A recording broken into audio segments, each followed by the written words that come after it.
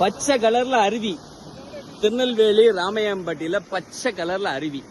அப்படி இல்லைங்க, பாதாள சாக்கடைகள் அனைத்தும் ராமையம்பட்டியில டம்ப் பண்றாங்க. அதுல இருந்து சுத்திகரிப்பு பண்ணி வெளியில வர்றான் பாருங்க எப்படின்னு. பச்சை கலர்ல ஆசிட் மாதிரி மக்கள், அதாவது ராமையம்பட்டி குளத்துல வந்து கலக்குது. இதுல இருந்து 8 குளம் போய் சிவலகிரி பக்கத்துல தாமிரபரணியும் கலக்குது. இதுதான் இந்த நிலைமை. பாருங்க எப்படி இருக்குன்னு. இது எந்த விதமான பொய் இல்ல, சுத்திகரிப்பு பண்ணியே இவ்வளவு லெவல் தானா. இது மாநகராட்சி என்ன செய்ய போகுது? தாமிரபரணி ஆத்துல சின்ன சின்ன சாக்கடைகளை கலந்து போட்டோ போட்டுட்டு இருந்தோம்.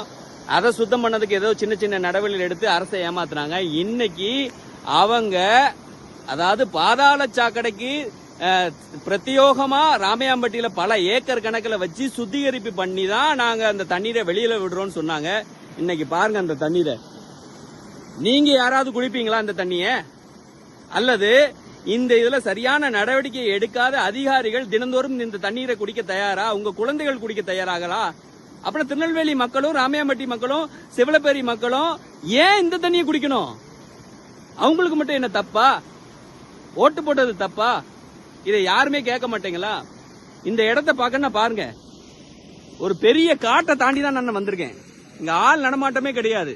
கிட்டத்தட்ட 1 கிலோமீட்டர் நடந்துதான் நான் அந்த இடத்தை கண்டுபிடிச்சிருக்கேன். அதாவது ராமையம்பட்டியிலிருந்து வெளியேறுகின்ற தண்ணீர் சுத்தமான தண்ணீர்னு சொல்லியிருக்காங்க. அதாவது பாதாள சாக்கடையில இருந்து சுத்தமான தண்ணீர் வெளியேறு. ஆனா பாருங்க, இதான் நிலைமை. இதை யார் காக்க போறீங்க?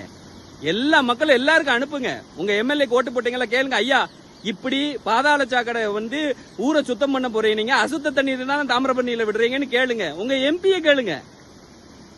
இன்று அரசு செய்வோட்டு அனுப்புங்க. இந்த நிலைமையில இருக்குது. இந்த ஊரை எப்படி திருநெல்வேலியில 4 மாவட்டத்தை காப்பாற்ற போறீங்க? கிட்டத்தட்ட 15 எம்எல்ஏ இருக்கிறீங்க, 3 எம்பி இருக்கிறீங்க. தயவு செய்து திருநெல்வேலி மக்களை காப்பாத்துங்க. சுத்திகரிக்கப்பட்ட தண்ணீரே இப்படி பச்சை கலர்ல கெமிக்கல் மாதிரி நுரையோட இருந்ததுன்னா மக்கள் நிலைமை என்ன? இதுதான் தாமிரபரணியில கிடக்கு. இததான் சுத்தம் பண்ணி 4 மாவட்டத்துக்கு கொடுத்துட்டு இருக்காங்க. மாவட்ட ஆட்சித்தலைவர் இந்த இடத்த வந்து பார்க்கணும், கமிஷனர் வந்து பார்க்கணும். பொதுமக்கள் ஒவ்வொருத்தரும் டூருக்கு போவாதீங்க, இந்த இடத்த வந்து பாருங்க. உண்மை தெரியணும் உங்களுக்கு.